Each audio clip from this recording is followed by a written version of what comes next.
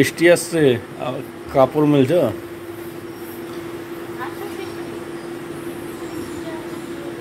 মেঘের পরিস্থিতি দেখেন।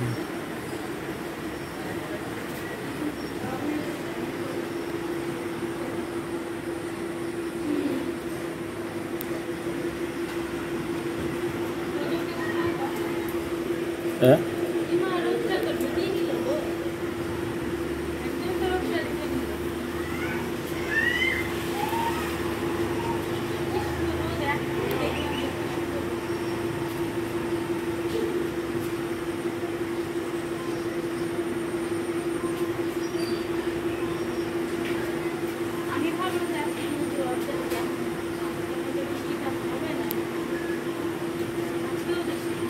শুভ সকাল বন্ধুরা, আশা করি সবাই খুব ভালো আছো, সুস্থ আছো।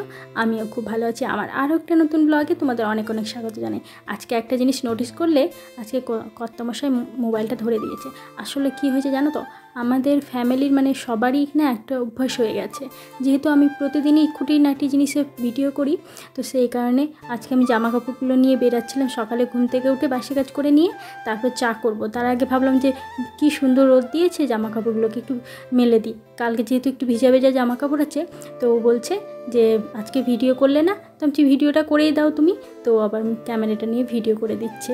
তো আজকে হচ্ছে রথযাত্রা। তো রথযাত্রার অনেক অনেক শুভেচ্ছা ও ভালোবাসা আমার সকল ইউটিউব সদস্যদেরকে, দিদি ভাই, দাদা ভাই, ছোট ছোট বুনু, আরও অনেকে আছে, কাকিমা, মাসিমা, সবাইকে আমার তরফ থেকে রথযাত্রার অনেক অনেক শুভেচ্ছা। আজকের দিনটি যাতে সবার খুব ভালো কাটুক, সাথে আমারও যাতে খুব ভালো কাটুক, এটাই সবাই মিলে কামনা করো।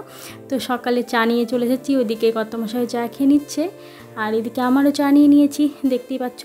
তো তোজোকে জানো তো, তোজো এখনও ঘুমাচ্ছে।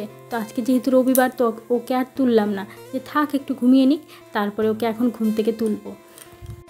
এই দেখো বন্ধুরা, টানতে টানতে কলপারে নিয়ে আসলাম। ওকে যদি দুপুর 12টা পর্যন্তও ঘুমাতে বলো, তাহলে ওই ঘুমিয়ে যাবে। কারণ রাত্রি অনেকটা রাতে মানে রাত পর্যন্ত জেগে থাকে, যেন আমাদের ঘুম চলে আসে। ও দেখি একবার আমার পাশে আসে, একবার ওর বাবার পাশে আসে, এইভাবে করতে করতে রাতে অনেক রাতে ঘুমায়। তো সেই কারণে যদি ওকে দুপুর 12টা পর্যন্ত মানে না তোলা হয়, তো দুপুর 12টা পর্যন্তই ঘুমিয়ে থাকবে। তো এখনও জানো তো নিজে হাতে ব্রাশটা করতে শেখেনি বলতে ব্রাশ করতেই চায় না, জোর করে নিয়ে এসে ওকে ব্রাশ করাতে হয়। তো শুধু ব্রাশ করিয়ে দিয়ে আমি চলে যাই, তারপরে ও মুখটা একাই ধুয়ে নেবে। তো এই যে দেখো, ওকে এখন খাবার দেবো। আর এখন বাজে তোমার ওই 9:30 মতন। তো এত সকালে যদি এত বেলা পর্যন্ত ঘুমাই, তাহলে সকালে খাওয়ারটা তো ওর খাওয়া মানে প্রতিদিনই জানো তো, সকালের জল খাবারটা খাওয়ার কোনো টাইম থাকে না। তবে স্কুল থাকলে বেশ একটু সুবিধে, কারণ স্কুলে সকাল সকাল মানে ঘুম থেকেও তোলা হয়, আর ওকে খাওয়ানোটাও সুবিধে হয়। আর স্কুল বন্ধ থাকলে ওর সকালের খাওয়ারের কোনো টাইম থাকে না। তো এদিকে তোজোর পাপা পরোটা নিয়ে এসেছিলো, তো সেই পরোটাই তোজোকে দিয়ে দিচ্ছি। ওর বাবাও খেয়ে চলে গেছে, আর আমার জন্যও রেখে দিলাম। না ধরো,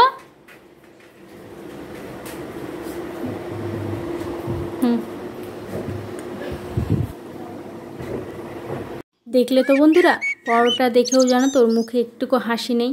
কারণ কি জানো তো, কারণ হচ্ছে মোবাইলটা।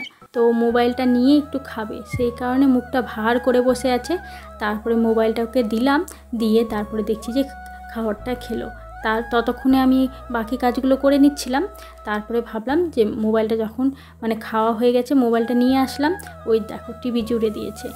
আজকে জানো তো রথের দিন, তো আজকে আমাদের পুরো গ্রাম জানো তো রাস্তাঘাট পরিষ্কার, বাড়িঘর পরিষ্কার নিয়ে ব্যস্ত থাকতো। কিন্তু এই 2-3 বছর ধরে সব কেমন যেন পাল্টে গেছে। কারণ আগে আমাদের আমি জবের থেকে বিয়ে হয়ে এসে দেখেছি, তারতেও বহু আগে থেকে আমাদের এই গ্রামের রাস্তা দিয়ে রথ যেত। তো রথের দড়ি টানার জন্য আমাদেরকে আর কোথাও যেতে হতো না। তবে এই 2 বছর ধরে, মানে 2 বছর কি 3 বছর ধরে, মানে যবে থেকে করোনা হয়েছে, তবে থেকে এই গ্রাম দিয়ে রথ যায় না। তো আগে যেন এতটা ভালো লাগতো যে সবাই নিজের বাড়ি পরিষ্কার করছে, রাস্তাঘাট পরিষ্কার করে রাখছে। মানে যার যতটুকু রাস্তা পড়ে বাড়ির সামনে, সবাই নিজের রাস্তাঘাট সমস্ত পরিষ্কার করে রাখে। আর এই যে দুপুরে খাওয়া দাওয়া হলো, তারপরে যে যার মতন বাড়িতে সেজে গুজে নিয়ে রাস্তার ধারে বসে থাকে। তো কখন রথ আসবে, রথের দড়ি টানবে, তো এই নিয়ে এতটা আনন্দ হতো যে কি বলবো। সবাই কি সুন্দর শাড়ি পরে রাস্তার ধারে দাঁড়িয়ে থাকতো। আর এখন জানো তো, অনেকটা দূরে যেতে হয় আমাদেরকে রথ টানতে। তবে দূর বলতে ওই 10-15 মিনিটের মতন রাস্তা, হেঁটে গেলে আর একটু বেশি লাগে, আর গাড়িতে গেলে 10 মিনিট থেকে বেশি লাগে না। তো বন্ধুরা এদিকে চলে আসলাম এই ঘরটা পরিষ্কার করতে, আর এই ঘরে কিছুটা জামা কাপড় ছিল সেগুলো গুছিয়ে নিলাম। কাল তোমাদেরকে ভিডিওতে বলেইছিলাম যে আমাদের সামনের বাড়িতে পুজো হবে, তো সেই দিদিটা বলেছে যে তোমাদের একটা ঘর নিব, তো সেই কারণে ঘরটা ভালো করে গুছিয়ে নিচ্ছি। বিছানার চাদর থেকে শুরু করে সমস্ত গুছিয়ে নিয়েছি, আর এদিকে কিছুটা জামা কাপড় ছিল সেগুলোও ভাঁজ করে রেখে দিলাম। তো চলো জামা কাপড়গুলো গোছানো হয়ে গেছে, এবারে যেটা যেখানে রাখার সেটা রেখে দিই। তবে জানো তো কি, ওই যে দেখো ও শুয়ে পড়েছে, ওকে মোবাইলটা দিইনি তো সেই কারণে রাগ। জানো তো ওর অত্যাধিক মোবাইল দেখা হয়ে গেছে যবে থেকে বাড়িতে স্কুল বন্ধ থাকে। আর এইদিকে একটা জিনিস দেখাই, আমার তোজো বাবার আলমারিটা জানো তো সবসময় এরকম করে গোছানো থাকে। আর তবে আমারটা কিন্তু এইরকম একদমই গোছানো থাকে না, কারণ আমার জামা কাপড় এতগুলো যে কি বলবো, যখন যেটা বের করি তাড়াহুড়াতে না বাকি সমস্ত জামা কাপড় উপর হয়ে পড়ে যায়।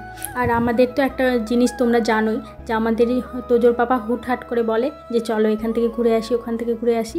তো তাড়াহুড়াতে রেডি হওয়ার জন্য জামা কাপড় যেখান থেকে পারি সেখান থেকে টেনে বের করে নিই, বাকি জামা কাপড়গুলো এলোমেলো হয়ে যায়। আর একটা কথা কি জানো তো, আমাদের যত জিনিস থাকে ততই মনে হয় যেন কম পড়ে। আসলে এত জামা কাপড় আছে যে রাখার ঠিকঠাক জায়গা নেই, জানো তো। আমার আলমারির কথা বলছি, তোজোর পাপারও অত জামা কাপড় নেই ওর এই সাইডের আলমারিটা।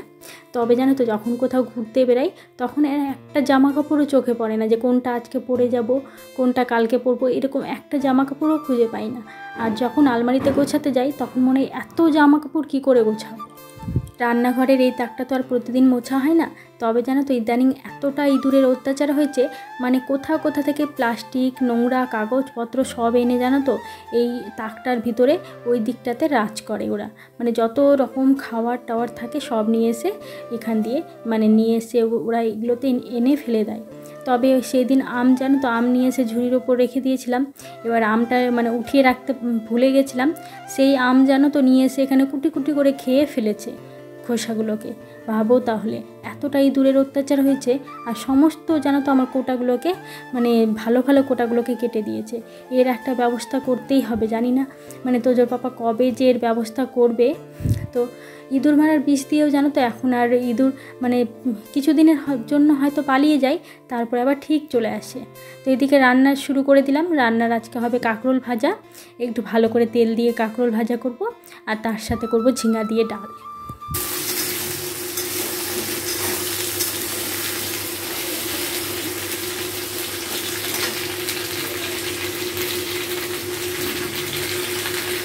এদিকে দেখো বন্ধুরা, বলতে বলতে কাঁকরোল ভাজাও রেডি, আর তার সাথে করে নিয়েছি ডাল। তারও তোমাদেরকে ডালটা দেখাই।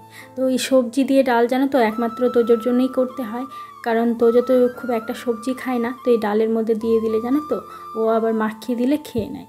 আর এমনি যদি তরকারি ওকে দেওয়া হয় তো কোনো তরকারি, সবজি, আলু তো সব বাচ্চাদের ফেভারিট হয়, তো ও জানো তো আলুও খেতে চায় না। সেই কারণে জানো তো বিশেষ করে ওর জন্য সবজি দিয়ে ডাল করতে হয়। গাজর, পালং, যত রকম সবজি থাকে, শীতের সময় তো বেশি সুবিধে হয়। আর তাছাড়া গরমের সময় ঝিঙে, পটল, আলু এগুলো দিয়ে ডাল করে নিই। তো এদিকে আমার ডালটা হয়ে গেছে, তার সাথে জানো তো অনেকগুলো বাসন ছিল, সমস্ত বাসনে এক এক করে মেজে নিয়েছি। তবে এখন ওই গ্যাসের ওই উনুনগুলো আছে, তার সাথে এই কড়াইটা আছে, তো এই কটা মেজে নিলেই আজকের মতন সমস্ত কাজ আমার কমপ্লিট। তো স্নানও সেরে রান্নাবান্নাও হয়ে গেল, দেখতেই পাচ্ছ। তো চলো বাসন কটা খাওয়া দাওয়া করে একবারে বাসন নিয়ে চলে আসলাম। তো রান্না করার পরপরই জানো তো তোজোর পাপা চলে এসেছিলো। তো একবারে সবার খাওয়া হয়ে গেল, ভাবলাম যে বাসন কটা মেজে নেব। কড়াই দিয়েছিল, গ্যাসের উনুন দিয়েছিল, তারপরে দেখছি যে তোজোর পাপা চলে এসেছে, তো ভাবলাম যে একবারে থাক, খেয়ে নিয়ে সমস্ত বাসন মেজে নেব।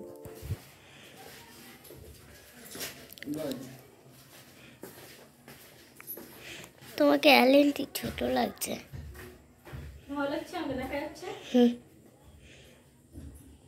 তো আমরা সন্ধ্যের দিকে মেলার যাওয়ার জন্য একদম রেডি হয়ে নিচ্ছি, দেখতেই পাচ্ছ। আর কেমন লাগছে অবশ্যই তোমরা কমেন্ট করে জানাবে।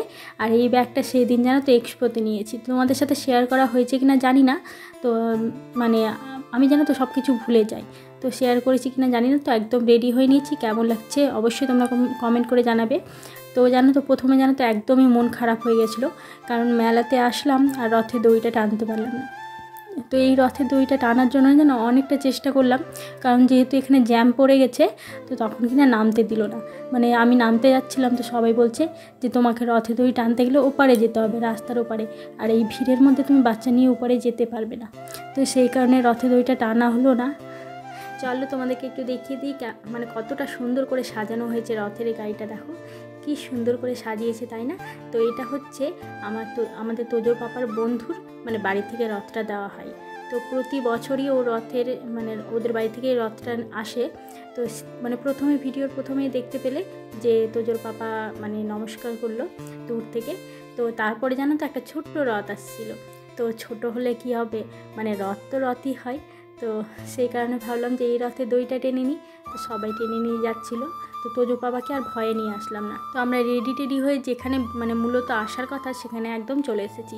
তো আজকে হচ্ছে তোজোর পাপা যে দোকান থেকে মালপত্র নেই সেই দোকানে গণেশ পুজো দিয়ে হাল খাতে হবে। তো সেই দোকানে চলে এসেছি। তো দেখতে পাচ্ছ গণেশ ঠাকুর।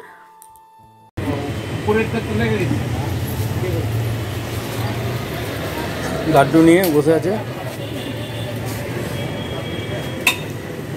তোজো মহারাজ শুয়ে, আমাদের হিরো বাবু।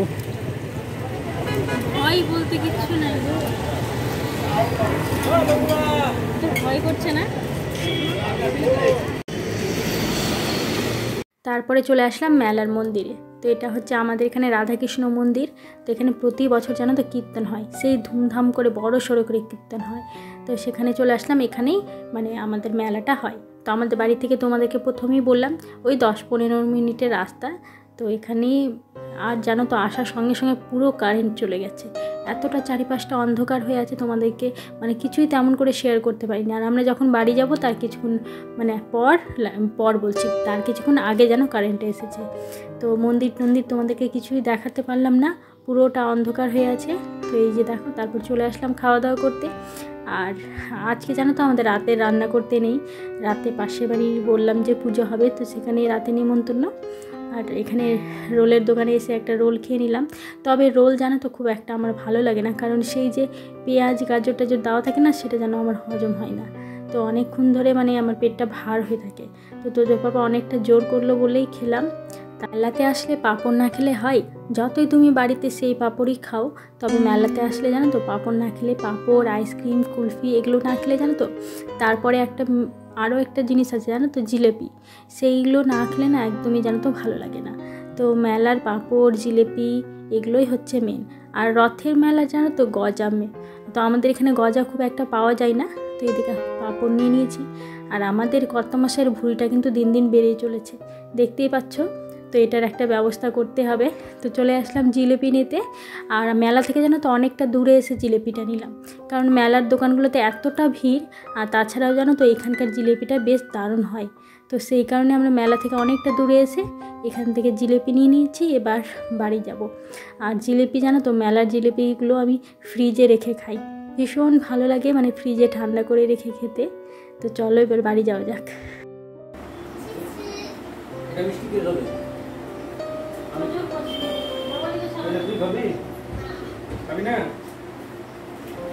তো মেলা থেকে চলে এসেছি, আর একদমই অবস্থা জানো তো খারাপ হয়ে গেছে। কারণ মেলাতে ঘোরা বলতে কি বেশিক্ষণ জানো তো আমি দাঁড়িয়ে ঘুরতে পারি না, কারণ মানে তোজো হওয়ার পর থেকে সেই যে সিজার হয়েছে, তো তারপর থেকে পিঠের ব্যথা জানো তো হঠাৎ করে মানে পিঠে ব্যথাটা শুরু হয়ে যায়, একটু বেশি দাঁড়িয়ে ঘুরলেই পিঠে ব্যথা শুরু হয়ে যায়। আজকে রান্নাবান্নার কিছুই নেই। আর ওইদিকে তোজো বাবা গাড়ি নিয়ে এসছে একটা, তো কালকে দেখাবো তোমাদেরকে গাড়িটা। আজকে ভিডিওটি অনেকটা বড় হয়ে গেছে, তো আজকে তবে এই পর্যন্তই থাক। আর ভিডিওটি কেমন লেগেছে অবশ্যই তোমরা কমেন্ট করে জানাবে, ভালো লাগলে একটা লাইক। আর যারা নতুন দেখছো তারা প্লিজ চ্যানেলটাকে সাবস্ক্রাইব করে চ্যানেলটার পাশে থাকবে। তো আজকের মতন সবাইকে গুড নাইট, সবাই ভালো থেকো, সুস্থ থেকো, পরিবারের সকলকে নিয়ে ভালো থেকো।